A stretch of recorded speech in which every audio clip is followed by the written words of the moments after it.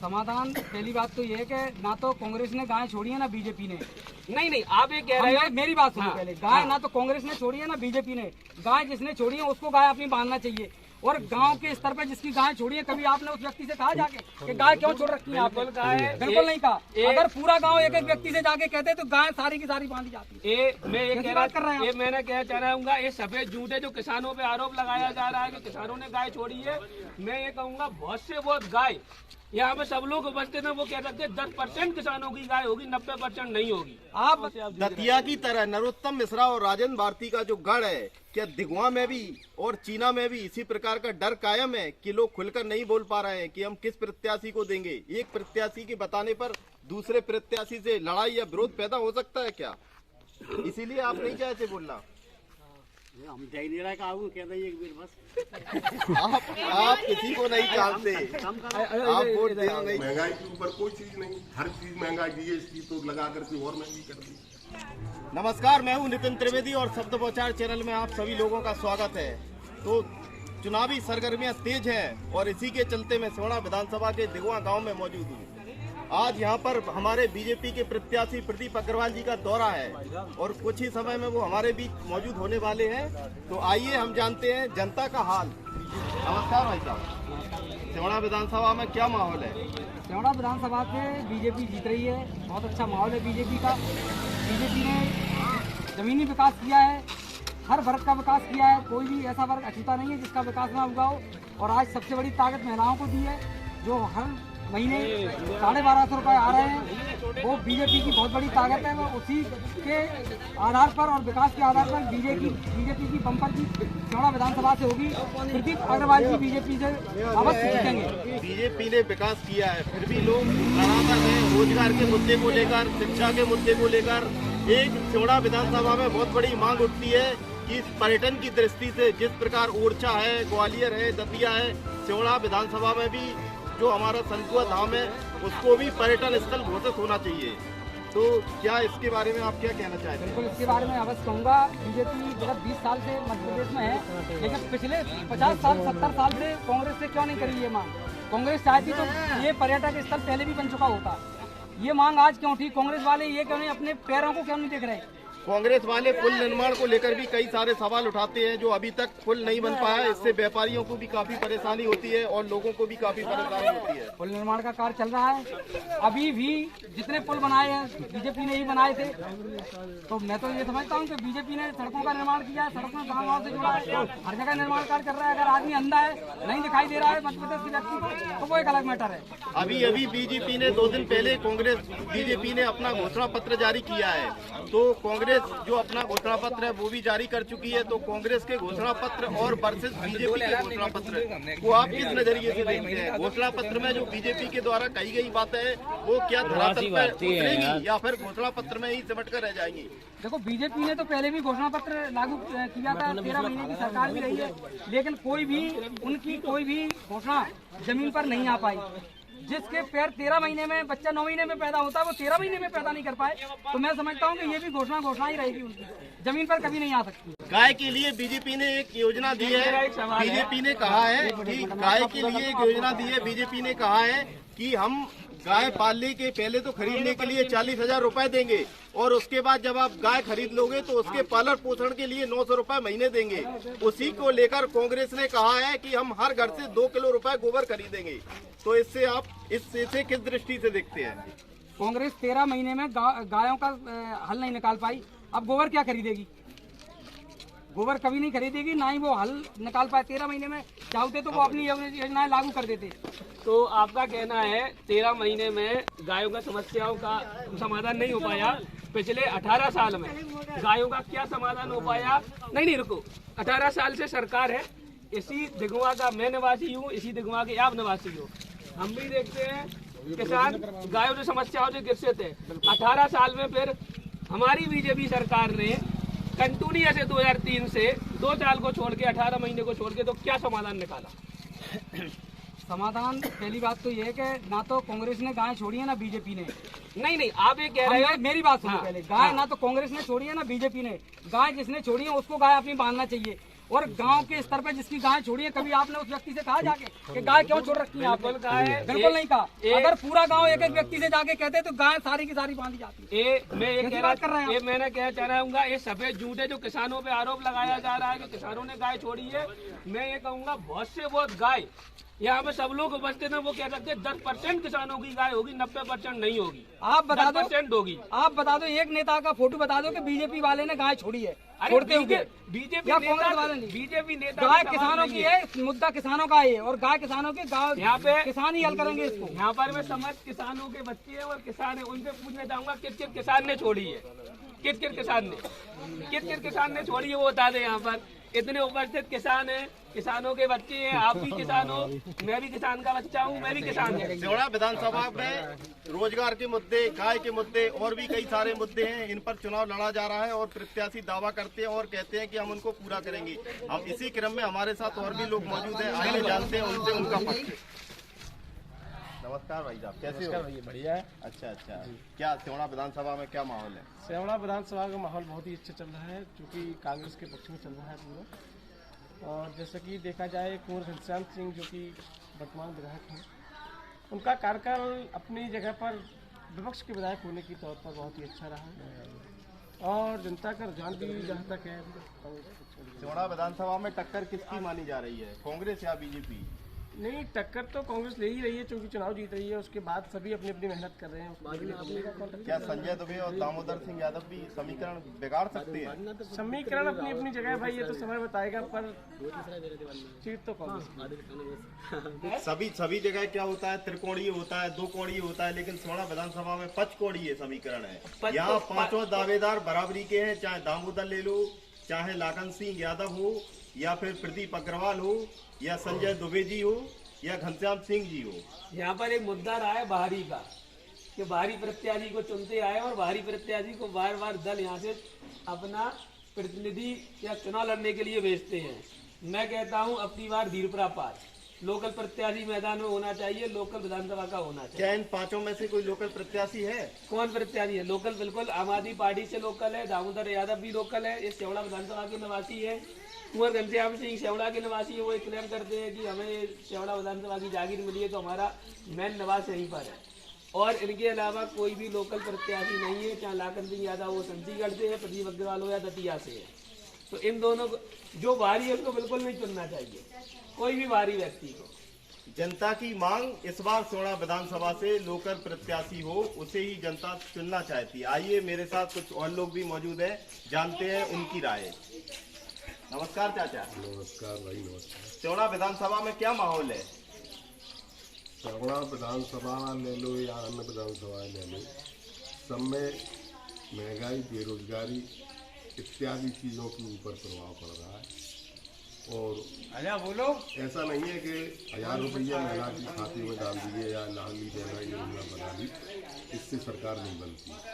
BJP ने 1000 रुपए वाला ट्रम्प कार्ड खेला है, कहाँ तक सक्सेस होगा? वो कहते हैं कि 80 और 90% महिलाएं इस ट्रम्प कार्ड से हमारे उन्हीं के साथ खड़ी हो चुकी हैं, और जो उनका वोट बैंक है वो भी महिलाएं उनके समर्थन में वोट कर रही हैं। ये कहाँ तक सच है? ये बिल्कुल झूठ है। जो महिलाएं एकदम स्वतंत्र हैं और जो अपने परिवार की बात नहीं मानती हैं, वो ही महिलाएं वोट कर सकती हैं। अन्यथा जो सक्षम है, लिखी पढ़ी महिलाएं हैं और जो आजकल की जागरूक महिलाएं हैं, वो जो है सोच के समझ के ही वोट करेंगी। महंगाई के ऊपर कोई चीज़ नहीं, हर चीज़ महंगाई जीएसटी तो लगा करके और महंगी कर दी। लेकिन इनकी तो सरकार होने के बाद हुए, इन्होंने गऊ का क्या किया? गऊ के लिए कहीं कांजी हाउस खुलवाते या व्यवस्था करते तो बात मानते, कहीं नहीं। उन्होंने गौशाला के नाम से पैसा निकाला, उनके एजेंट सब पैसा खा गए। गौ की व्यवस्था हजारों गौशाला, हजारों गौ की मौत हो चुकी है। मैं रोज न्यूज़पेपर में देखता रहता हूँ, अपने अंचल से लेके बिंद तक, बिंद से लेके मालवा तक, और हर जगह से न्यूज आती है कि हजारों गाय माताएं हर दिन काल के गाल में समा जाती है। कहीं से भी उठा के देख लो, उनकी बहुत दयनीय स्थिति है।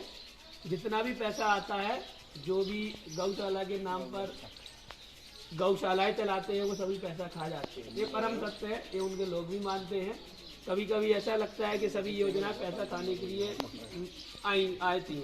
अभी जब थोड़ी देर पहले एक घोषणा पत्र पढ़ रहा था बीजेपी का, उसमें बेरोजगारों को 8,000 रुपये पर मंथ तक देने का वादा किया जा रहा है। मुख्यमंत्री कमाओ खिलाओ ऐसे कोई योजना का नाम, इन योजनाओं से कहाँ कमाएंगे, कहाँ सीखो और सिखाओ, सीखो और सिखाओ, सीखो और कमाओ, सीखो और सिखाओ और कमाओ।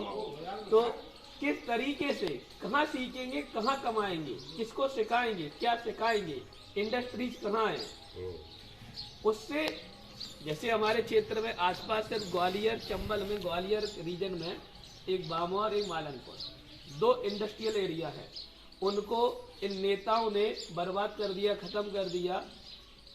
हर कोई ना कोई इनका समर्थक पहुंच जाता है, इसको नौकरी पर रख लो, इसको नौकरी पर रख लो। यदि सीखेंगे सिखाएंगे तो कमाएंगे कहाँ, वो कमाने वाली जगह कहाँ है? आपका सबसे बड़ा मुद्दा है रोजगार, शिक्षा, पर्यटन, जहाँ एक और पर्यटन, सीखो शिक्षा, कमाओ रोजगार की बातें होती हैं, विकास की बातें होती हैं, विकास के दावे होते हैं, वहीं पर हमारी चौड़ा विधानसभा में रोजगार क्यों नहीं है, विकास के मामले में क्यों पीछे है, शिक्षा के इतने अच्छे साधन क्यों नहीं है, ओरछा, दतिया, सोनागर की तरह सेवड़ा में पर्यटन स्थल बनाने में क्यों सक्षम नहीं हो पा रहे हैं? क्या वजह है इसकी, जो सेवड़ा विधानसभा इतनी पीछे जा रही है? रोजगार का साधन हर जगह उपलब्ध होना यह संभव नहीं है। जब इंडस्ट्रीज कहीं भी लगाई जाती है तो एक बड़े क्षेत्र में या शहर के नज़दीक लगाई जाती है, उसको एक क्षेत्र विशेष से सीमित नहीं कर सकते। लेकिन पर्यटन के क्षेत्र में बहुत कुछ हासिल किया जा सकता है। संकुआ है, ये बहुत ही ऐतिहासिक स्थल है हमारे तहसील का, वहाँ पर बहुत कुछ हो सकता है, पर यहाँ पर इतना कोई ध्यान नहीं देता क्योंकि यह तहसील 2 जिलों के बॉर्डर पे पाई जाती है, भिंड और जम्मू, इसलिए इतना कोई इस पर ध्यान नहीं देता, इसका ही सबसे बड़ा कारण है। और पर्यटन में ऐसा क्या विशेष हो सकता है इसके अलावा? एक हमारे पास शंकुआ है, उसके अलावा और क्या पर्यटन में विशेष हो सकता है? ऐसा मुझे कुछ विशेष लगता नहीं है। और कुछ हो सकता है तो पर्यटन स्थल के नाम पर बहुत अच्छा वाटरफॉल है, उस पर हम जाते हैं और जब भी आता हूँ वहाँ पर बहुत अच्छी जगह है घूमने की दृष्टि से। लेकिन पर्यटन स्थल के रूप में मुझे नहीं लगता कि उसको एक बहुत बड़ा पर्यटन क्षेत्र बनाया जा सकता है, ऐसे हजारों लोगों को रोजगार मिले। पिछली बार उज्जैन में एक उज्जैन लोक बना हुआ था, तो रतनगढ़ और दतिया पीताम्बरा के लिए भी मांग उठ रही है कि पीताम्बरा लोक और रतनगढ़ माता लोक बनाया जाए। उज्जैन लोक बनाया हो या महालोक या ये बनारस में बनाया हो, इन सबके मैं खिलाफ हूँ। जो भी हमारे दार्शनिक क्षेत्र हैं उनको एक तरीके से बर्बाद किया जा रहा है, तो सेल्फी पॉइंट बन के रह गए हैं, एक टूरिस्ट प्लेस बना के रख दिया है उनको। जो कि दार्शनिक क्षेत्र हमेशा दार्शनिक क्षेत्र होता है, धर्म विशेष धर्म के लिए होता है, ना कि सेल्फी के लिए, ना कि टूरिस्ट के लिए। आज हर कोई वहाँ पर महालोक जाता है तो एक तरीके से सिर्फ सेल्फी लेने के लिए टूरिस्ट के रूप में जाता है। हमारे पूर्वज वहाँ पर धर्म के हिसाब से जाते थे। धार्मिक स्थान का विशेष महत्व होता है और हिंदुओं में विशेषकर स्थान का विशेष महत्व होता है। तो इन सब जगहों को अच्छी बात है सुंदरता देना, लेकिन इन लोगों ने उस हर जगह को एक टूरिस्ट प्लेस बना दिया, उसके मैं खिलाफ हूँ। और हम इन्हीं सरगर्मियों में माहौल जानने निकले हैं चौड़ा विधानसभा के धुआपुरा में। तो आइए जानते हैं कि यहाँ पर किसका माहौल है। ये भैया कैसे हैं? यहाँ चुनावी माहौल क्या है? भैया तो आप किसको वोट करने वाले हैं? तो भाजपा के लिए करेंगे, भाजपा पार्टी। अच्छा, तो भाजपा में ऐसा क्या है, क्या अच्छा है जो आप उसको वोट देने जा रहे हैं? भाजपा में सबसे बढ़िया है, उसकी नीति विचार काम सब कुछ अच्छा है। विकास के मामले में और जगह की अपेक्षा सेवड़ा बहुत पीछे है, तो क्या अब बीजेपी आएगी तो क्या करेगी? सेवड़ा विधानसभा को क्या सौगातें देगी?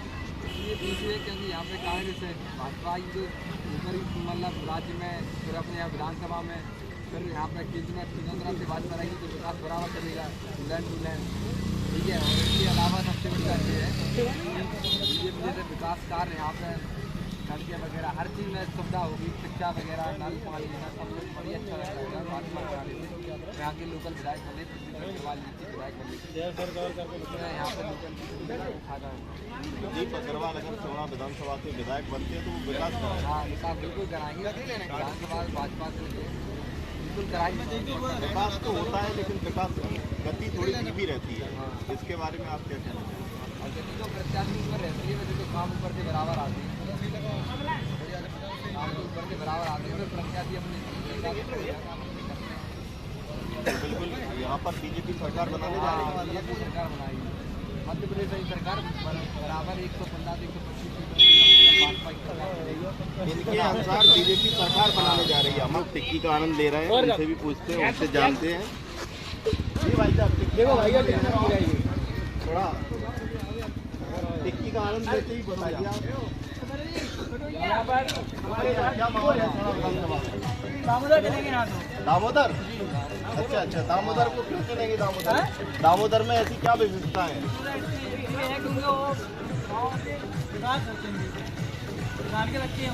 दामोदर किसान नेता के रूप में जाने जाते हैं और किसानों का विकास करेंगे अगर दामोदर आएंगे तो। और आप लोगों के साथ और कितने लोग हैं जो दामोदर को सपोर्ट करना चाहते हैं? नमस्कार, अभी मैं सिवड़ा विधानसभा की चीना ग्राम चीना में मौजूद हूँ और यहाँ पर 5 दल हैं जो चुनाव मैदान में उतरे हुए हैं। कुछ प्रत्याशी निर्दलीय भी मैदान में उतरे हुए हैं। पांचों दल एक दूसरे पर भारी पड़ रहे हैं, चाहे लाखन सिंह यादव हो, चाहे दामोदर यादव हो, या प्रदीप अग्रवाल हो, या घनश्याम सिंह हो, या आम आदमी पार्टी के प्रत्याशी संजय दुबे हो। पांचों प्रत्याशियों को एक से बढ़कर एक माना जा रहा है और जहां 2 कोणीय समीकरण बनते हैं, त्रिकोणीय मुकाबले होते हैं, वहीं इस बार सिवड़ा विधानसभा में 5 कोणीय मुकाबला है। तो कौन सिवड़ा विधानसभा से विधायक होगा ये तो आने वाले 3 दिसंबर ही बताएगा। चुनाव के नतीजे ही बताएंगे कि जनता को किसका आशीर्वाद मिलता है। अभी हमारे साथ कुछ लोग मौजूद हैं, आइए उनसे जानते हैं कि सिवड़ा विधानसभा में क्या माहौल है। नमस्कार भाई साहब, सिवड़ा विधानसभा में क्या माहौल है? यहाँ तो कांग्रेस की है। यहाँ पर कांग्रेस की लहर है। अच्छा, यहाँ पर कांग्रेस की लहर क्यों है? घोटाला की सरकार है। घोटाले की सरकार है, इसको आप इस सरकार को हटाना चाहते हैं और कांग्रेस को लाना चाहते हैं। अच्छा, तो कांग्रेस ने कौन कौन से अच्छे काम किए हैं जिससे आप इसको दोबारा लाना चाहते हैं? कांग्रेस अच्छी बड़ी पार्टी है ना जी, तो आप कांग्रेस को लाना चाहते हैं और आपके आसपास और लोगों की क्या राय है? कांग्रेस की लहर है। कांग्रेस की लहर है। आइए हम जानते हैं, और भी कुछ लोग हैं हमारे साथ मौजूद, उनसे भी पूछते हैं। नमस्कार चाचा। चाचा, आप किसको चाहते हैं सिवड़ा विधानसभा में? नहीं, हम तो वैसे ही कह रहा हूँ। तो आप अपना मताधिकार का प्रयोग नहीं करेंगे? तो आप किसी को भी वोट नहीं देना चाहते? क्या कारण है कि आपकी सभी प्रत्याशियों से आपके अंदर इतनी नाराजगी पैदा हो रही है? अब दे हम ताको देते रहे। नहीं, आप मतदान बहिष्कार क्यों करना चाहते हैं? आपकी गांव की क्या क्या समस्याएं हैं जिनका आप सुधार करना चाहते हो? हाँ, वो तो सब बढ़िया गांव में बहुत बढ़िया समस्या है। बताओ तो समस्या है, हम उनके लिए आपके पटल पर रखेंगे अपने न्यूज चैनल के माध्यम से। आपके यहाँ क्या क्या समस्याओं से आप जूझ रहे हैं? दतिया की तरह नरोत्तम मिश्रा और राजेंद्र भारती का जो गढ़ है, क्या दिगवा में भी और चीना में भी इसी प्रकार का डर कायम है कि लोग खुलकर नहीं बोल पा रहे हैं कि हम किस प्रत्याशी को देंगे? एक प्रत्याशी के बताने पर दूसरे प्रत्याशी से लड़ाई या विरोध पैदा हो सकता है क्या? इसीलिए आप नहीं चाहते बोलना? हम दे नहीं रहे आऊँ कहते एक बार बस। आप किसी को नहीं जानते, आप वोट देना नहीं, आप राजा को चुनना चाहते हैं। कहना है वो राजा के चुनना चाहते हैं। आप राजा को क्यों चुनना चाहते हैं? ऐसा क्या कारण है कि आप राजा को चुनना चाहते हैं? नहीं करो, खराब नहीं है तो अच्छा नहीं है तो खराब हो। अच्छा, उनकी ईमानदारी की आप मुरीद हैं, इसलिए आप उनको चुनना चाहते हैं। वो यदि आपका अच्छा नहीं करेगा तो बुरा भी नहीं करेगा। एक मैंने भी यहाँ पर जब मैं जहाँ घूमा हूँ तो इस तरीके की उनकी इमेज मैंने भी देखी है। लोग इसलिए उनको चुनना चाहते हैं। उनका भी विरोध है कि साहब वो अच्छा नहीं करते तो बुरा कभी नहीं करेंगे। तो इस बार राजा को आप देखना चाहते हैं सिवड़ा विधानसभा में? तो इस बार राजा को फिर से रिपीट करना चाहती है सिवड़ा विधानसभा। आइए जानते हैं और भी कुछ लोग। राम राम। यही बात है, कहीं वो तो ज्यादा कैसे दादा, आप किसको चाहते हैं? राजा को तो शुद्ध अगर से नहीं जिंदगी कर गई। तो आपको राजा के अंदर क्या चीजें पसंद है? अरे सब पसंद है, मैंने तो इनको राजा को तो